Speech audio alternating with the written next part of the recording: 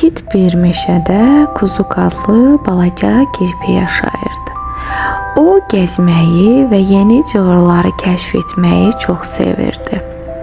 Bir axşam kirpi uzaqdan şən gülüş eşitdi. Səsin dalınca gedib balaca, mehriban bir ev gördü. Eyvanda bir qız Maşa oynayırdı. Yanında isə onun böyük dostu ayı oturmuşdu. "Salam kirpi" deyə Maşa sevinclə qışqırdı. Kirpi biraz utanmışdı, amma ayı mehriban gülümsəyərək onu evə dəvət etdi. İçəridə isti soba yanır, darçın iyi gəlirdi. Maşa və ayı qonaqlarını sevməklə tanınırdılar. Maşa kirpiyə oyuncaqlarını göstərdi və birlikdə kubiklərdən qüllələr tikdilər. Güllə yıxılanda hamı gülürdü, yenisi daha möhkəm qururdular. Kirpi yarpaq baleti oyunu təklif etdi. Yarpaqlar havada fırlanarkən hamı sakit hərəkətlərlə onları yerə incə toxundurmağa çalışdı.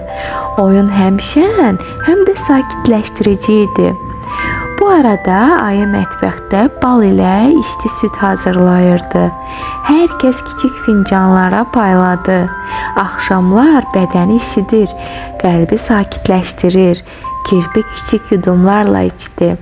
Gövdəsi rahatladı. Çöldə hava qaralanda Maşa hələ oynamaq istəyirdi. Amma ayı mehriban səslə dedi: "İndi dincəlmək vaxtıdır. Ən şən uşaqların da möhkəm yuxuya ehtiyacı var." Kirpi başını tərpədib razılaşdı. "Bəli, dincələndə sabahki macəralar üçün gücümüz artır." Kirpi pıçıldadı. "Gəlin 3 addımlı nəfəs məşqi edək. 4 sayını al, 2 sayına saxla, 6 sayına burax." Maşa və ayı sakitcə məşqi təkrarladılar. Çiyinlər boşaldı, göz qapaqları ağırlaşdı. Maşa əsnədi, yumşaq oyuncağını qucaqlayıb yatağa uzandı. Ayı onu isti yorğanla örtdü. Kirpi isə sobanın yanında yumşaq balışda yerləşdi. Pəncərədən ulduzlar görünürdü. Evdə isə rahatlıq və sükut hökm sürürdü.